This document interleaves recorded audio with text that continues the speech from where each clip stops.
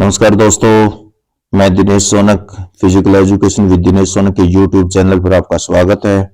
दोस्तों, आज हम एनाटॉमी और फिजियोलॉजी से संबंधित 70 मोस्ट इंपोर्टेंट क्वेश्चंस को डील करेंगे, जो आने वाले एग्जाम, चाहे वो आपका एचटेट 2022 हो, टीजीटी स्क्रीनिंग हो, डीएसएसबी हो, फिजिकल एजुकेशन से रिलेटेड कोई भी एग्जाम उसमें बेनिफिशियल होने वाले हैं। और तो दोस्तों, शुरुआत करते हैं। शरीर रचना की प्रारंभिक जीवित एक एक इकाई क्या होती है? जीवित एक एक इकाई यानी शरीर रचना में मनुष्य के बॉडी फॉर्मेशन में सबसे जो छोटी इकाई होती है दोस्तों, वो क्या होती है? कोशिका होती है दोस्तों। समान कोशिकाएं मिलकर शरीर रचना के किसी उत्तरदायी तत्व का निर्माण करती हैं दोस्तों। जब समान कोशिकाएं मिलकर, सेल मिलकर किसी तत्व का निर्माण करती है तो उसको उत्तक बोलते हैं दोस्तों। उत्तक मुख्यतः कितने प्रकार के होते हैं? तो दोस्तों वो 5 प्रकार के होते हैं। कितने प्रकार के होते हैं? 5 प्रकार के। कितने प्रकार के होते हैं दोस्तों? 5 प्रकार के। अगला क्वेश्चन जो दोस्तों, अस्थियों का निर्माण होता है। अस्थियों का निर्माण होता है। अस्थियों का निर्माण किन किन पदार्थों से होता है? तो दोस्तों वो कार्टिलेजों से होता है, खनिज लवणों से होता है, कार्बनिक पदार्थों से होता है। आपको ये चीज याद रखनी है दोस्तों। अस्थियों में मुख्यतः उपस्थित रहता, क्या उपस्थित रहता है? और तो कैल्शियम फास्फेट और कैल्शियम कार्बोनेट अस्थियों में मुख्यतः उपस्थित रहता है। हमारे शरीर में कुल कितनी अस्थियां? तो हमारे शरीर में पूछ लिया जाए, कई बार क्वेश्चन जाता है, तो 206 हड्डियां दोस्तों। कितनी है? 206 हड्डियां हैं। अगला जो क्वेश्चन है दोस्तों, वो है हमारी खोपड़ी में कुल कितनी अस्थियां हैं? अब प्रश्न आ जाए कि हमारे जो खोपड़ी है, जो हमारी स्कल है, उसमें कितनी अस्थियां होती है? तो 22 अस्थियां होती है, 22। हमारे मस्तिष्क में कुल कितनी अस्थियां होती है? मस्तिष्क की अस्थियां पूछ ली जाए तो दोस्तों उसमें 8 हड्डियां होती हैं, 8 बोन्स होती हैं। मानव रीढ़ की हड्डी में कितनी कोशिकाएं हैं? और तो मानव रीढ़ की हड्डी जो आपकी मेरुदंड होती है, तो उसमें कितनी है दोस्तों? 33। कितनी है दोस्तों? 33। शरीर के ऊर्ध्व भाग, बाहु आदि में यानी आपकी हैंड्स में कितनी अस्थियां होती है? तो दोस्तों हैंड्स में आपके 64 अस्थियां होती हैं। शरीर के अधभाग यानी जांग आदि में कितनी अस्थियां होती है? यानी आपके जो दोनों पैर हैं उनमें कितनी होती है दोस्तों? उनमें 62 होती है। यानी पैरों में एक पैर की पूछ ली जाए तो 31 और एक हाथ की पूछ ली जाए तो कितनी होती है दोस्तों? 32। आपको ये चीजें बड़ी ध्यान रखनी है। एग्जामिनर थोड़ी ही चीज में क्वेश्चन को घुमा देता है, वो आपकी प्रेजेंस ऑफ माइंड देखता है। आपको प्रेजेंस ऑफ माइंड दिखानी है दोस्तों। हमारे शरीर में कितनी जोड़ियां पसलियां होती हैं? तो 12 जोड़ी होती है दोस्तों, 12 जोड़ियां पसलियां होती हैं। अस्थि संधि में कौन सा तरल पदार्थ होता है दोस्तों? अभी पीछे 2021 के स्टेट के पेपर में पूछा गया प्रश्न है। साइनोवियल फ्लूइड कौन सा होता है दोस्तों? साइनोवियल फ्लूइड होता है। निम्नलिखित में से कौन सी संधि चल संधि नहीं है? चल संधि मतलब दोस्तों जहां पर मूवमेंट हो सके। और तो कपाल की संधि जो आपकी खोपड़ी में होती है, कोहनी की संधि, गेंद और गट्टा संधि, कलाई की संधि, ये सभी दोस्तों चल संधि का उदाहरण है। गेंद और गट्टा संधि शरीर के किस अंग में होती है?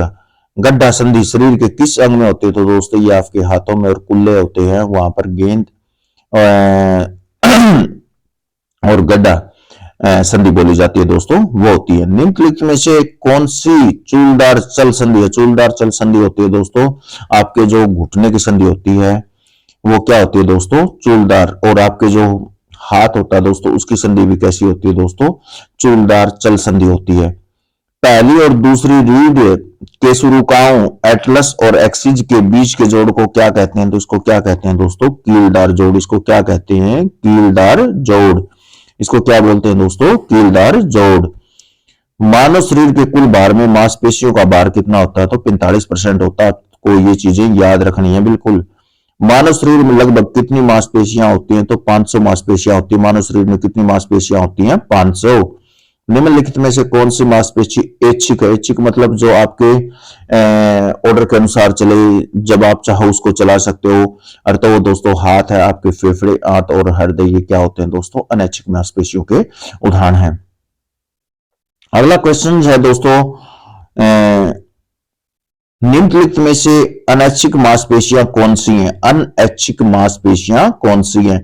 और तो दोस्तों जो अनैच्छिक मांसपेशी है आपका हाथ, पैर और जीभ ज्ञान दोस्तों, वो आपकी ऐच्छिक मांसपेशियां। और हृदय आपकी क्या? अनैच्छिक मांसपेशियां। हृदय को धड़कने के लिए आपकी किसी परमिशन की जरूरत नहीं होती है दोस्तों, सांस लेने हम सांस को भी नहीं रोक सकते। ये सब चीजें कहां पर हमारे अनकॉन्शियस माइंड से कंट्रोल होती हैं और ये अनएच की श्रेणी में आती हैं।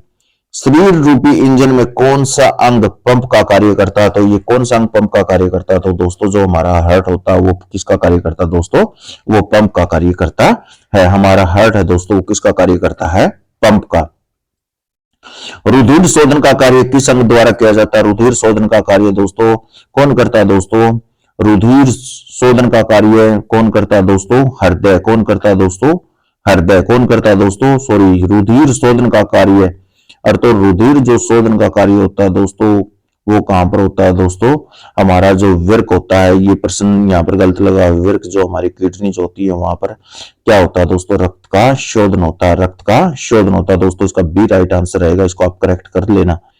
अशुद्ध रुधिर को हृदय तक पहुंचाने वाली नलिकाएं क्या कहलाती हैं? तो दोस्तों जो सिराएं वेन्स होती हैं वह अशुद्ध रक्त लेकर जाती हैं, और जो धमनियां जो नर्व्स होती हैं दोस्तों वो क्या है? हार्ट से शुद्ध खून शरीर के विभिन्न भागों की तरफ लेकर जाती हैं। हृदय से शुद्ध रुधिर को लाने वाली नलिकाएं देखो दोस्तों, ये आ गया धमनियां होती हैं। क्या होती है दोस्तों? धमनियां। रक्त में अनुमानित कितना पानी होता है? तो दोस्तों 90% होता है, यानी 90% क्या होता है? पानी होता है। सामान्यतः स्त्रियों के हृदय का भार कितना होता है? तो 250 ग्राम होता है दोस्तों। सामान्यतः पुरुषों के हृदय का भार कितना होता है? तो ये दोस्तों कितना होता है? 275 ग्राम से 300 ग्राम तक होता है। 275 ग्राम से 300। अब यहाँ पर मैक्सिमम लिमिट दोनों दिए गए हैं तो हम 300 के साथ जाएंगे। मानव शरीर द्वारा घृत 75% ऑक्सीजन का उपयोग कौन सा अंग करता है? तो आपका हृदय है होता है वो 75% ऑक्सीजन का उपयोग करता है, क्योंकि जो ऑक्सीजनेटेड ब्लड होता है दोस्तों वो हार्ट से फिर कहाँ चला जाता है दोस्तों? आपके फेफड़ों में ऑक्सीजनेटेड होता है, वो फिर शरीर के विभिन्न भागों में चला जाता है।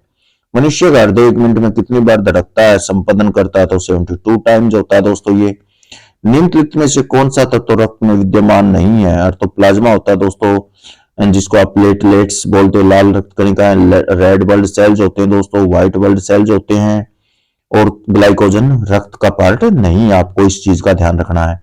रक्त को जमने में सहायता करती है, कौन सहायता करती है दोस्तों? प्लाज्मा। रक्त को जमने में जो आपकी प्लेटलेट्स होती है वो जमने में सहायता करती हैं। जब भी कोई व्यक्ति किसी एक्सीडेंट को या खिलाड़ी को कोई चोट लग जाती है जिसमें ब्लीडिंग ज्यादा होती है तो उसको क्या चढ़ाया जाता है दोस्तों? प्लाज्मा चढ़ाया जाता है, ताकि उसकी ब्लीडिंग रुक जाए।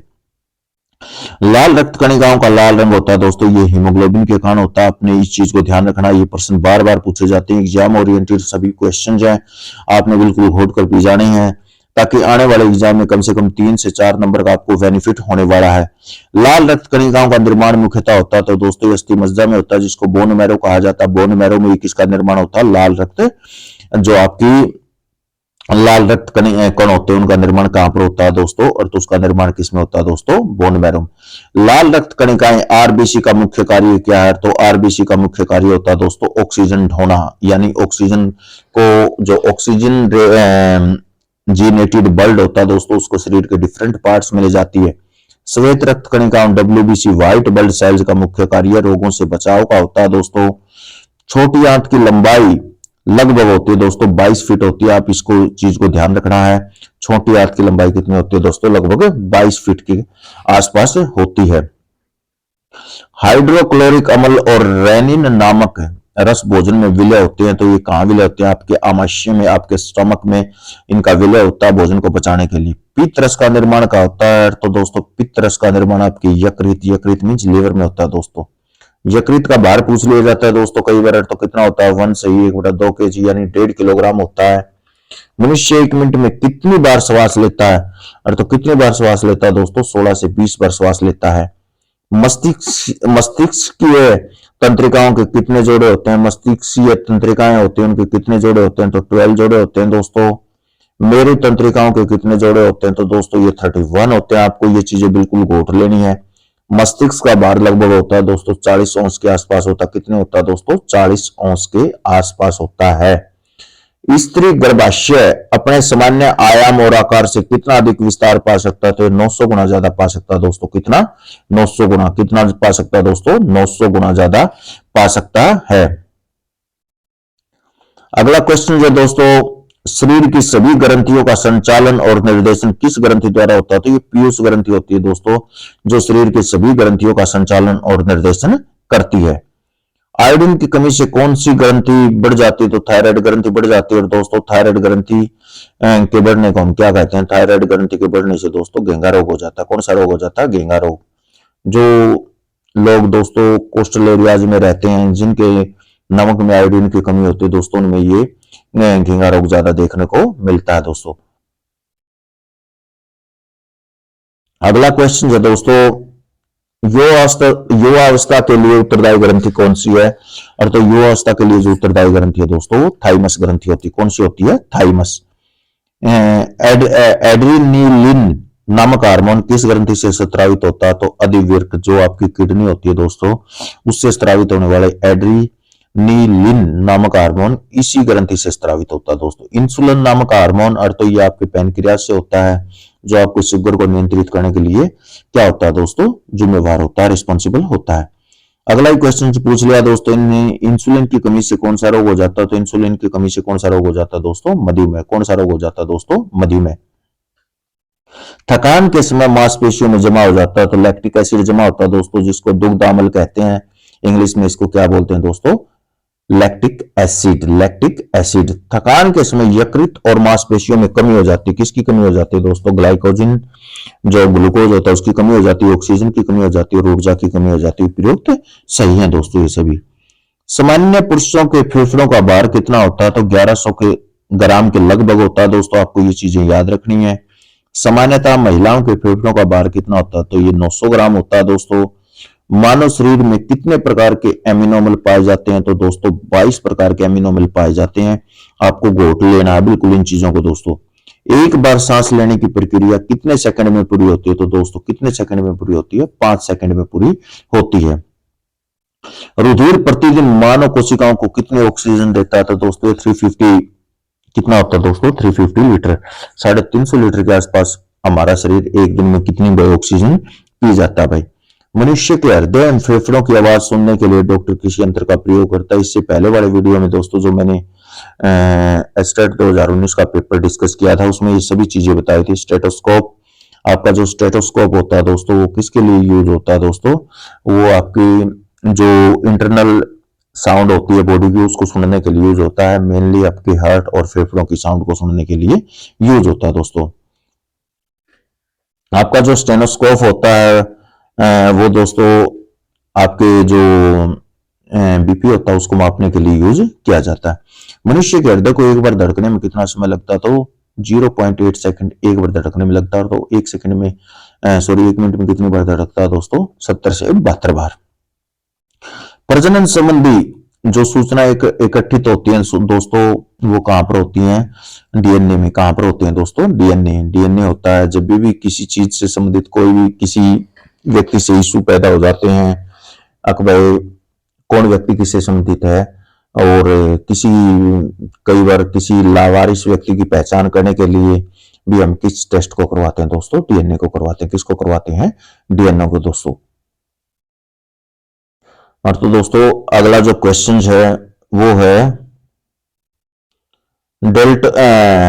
डेल्टाइड मांसपेशियां, डेल्टाइड मसल शरीर के डेल्टाइड मसल शरीर के किस भाग में पाई जाती हैं? तो वो आपके जो कंधा होता है ना दोस्तों, कंधे का जो पिछला पार्ट होता है, वहां पर कौन सी मसल होती है दोस्तों? डेल्टाइड मसल्स होती है। पेक्टोलियास मेजर मांसपेशी, पेक्टोलियास मेजर मसल शरीर के किस स्थान पर होती है? तो ये आपके दोस्तों श्वसन तंत्र में होती है, आपके फेफड़ों में होती है। अगला दोस्तों, फेफड़े निम्नलिखित में से किस प्रणाली के भाग है? तो आपके श्वसन तंत्र का भाग है। शरीर में सबसे लंबी अस्थि कौन सी होती है? तो दोस्तों ये फीमर होती है। कई बार इसकी लंबाई पूछ ली जाती है, तो लंबाई दोस्तों इसकी 48 सेंटीमीटर होती है। कितनी होती है दोस्तों? 48 सेंटीमीटर। अगला ही प्रश्न है दोस्तों, ये शरीर की सबसे लंबी अस्थि फीमर की लंबाई कितनी होती है? तो 48 सेंटीमीटर। और सबसे लंबी मांसपेशी पूछ ली जाए तो वो कौन सी होती है दोस्तों? सार्टोरियस मसल होती है। Sartorius muscles. आपको ये चीजें बड़ी अच्छे से याद रखनी है। इसके साथ दोस्तों जो अगला क्वेश्चन है, कौन सा अंग मानव शरीर में जल संतुलन बनाए रखता है? और तो विरक बनाए रखते हैं। जो आपकी किडनीज होती हैं दोस्तों, उन्हीं का काम होता है ब्लड को प्यूरिफाई करना। और जो ब्लड में जो दूषित पदार्थ होते हैं दोस्तों, उनको वो निकाल देता है और जिसको हम यूरिन के रास्ते बाहर निकाल देते हैं। संधियां, जोड़ों के अध्ययन को क्या कहा जाता है दोस्तों? जोड़ों के अध्ययन को ऑस्टियोलॉजी कहा जाता है दोस्तों, इस चीज का आपने ध्यान रखना है। हड्डियों के अध्ययन को ऑर्थोलॉजी कहा जाता है, मांसपेशियों के अध्ययन को मायोलॉजी कहा जाता है। आपने इन तीन कई बार कंफ्यूज कर देता है दोस्तों, संधियों जोड़ों के अध्ययन को और हड्डियों के अध्ययन को, दोनों को साथ साथ लिख देता है, ऑस्टियोलॉजी और ऑर्थोलॉजी। और तो आपने ऑस्टियोलॉजी क्या होता है? संधियों जोड़ों का अध्ययन होता है, जॉइंट्स का स्टडी होती है। और ऑर्थोलॉजी क्या होती है दोस्तों? बोन, स्टडी ऑफ बोन्स होती है। इस चीज का आपने ध्यान रखना है। वैक्स जो मानव शरीर को ऊपर से नीचे दो हिस्सों में बांटता है, यानी आपके शरीर को दो हिस्सों में धड़ और नीचे वाले पार्ट को अलग कर देता है, तो उसको क्या बोलते हैं? ओरिजेंटल अक्स। वह अक्स जो मानव शरीर को पीछे आगे पीछे दो हिस्सों में बांटता है, तो उसको क्या कहते हैं? फ्रंटल अक्स। आगे पीछे यानी आपके शरीर को दो हिस्सों में बांट देता है, तो उसको क्या कहते हैं? फ्रंटल अक्स। एक स्वस्थ मानव का रुधिर होता है दोस्तों, अक्सारीय होता है, इसका 740 के आसपास जो पीएच मान होता है दोस्तों वो होता है। तो ये किसकी श्रेणी में आता है दोस्तों? अक्सारीय की श्रेणी में आता है। मानव शरीर का ताप नियंत्रण करता है, तो ये हाई पाथलैम्प्स होता है दोस्तों। हाई पाथलैम्प्स होती है जो हमारे शरीर के क्या है दोस्तों? ताप को नियंत्रित करता है, ताप को नियंत्रित करता है। और तो दोस्तों इस तरह की क्वेश्चंस अगर आप और प्राप्त करना चाहते हो, इस तरह के इंफॉर्मेटिव वीडियोज आपको हर रोज मिलते रहे, तो दोस्तों मेरे चैनल को सब्सक्राइब करना, लाइक करना, शेयर करना। थैंक यू दोस्तों।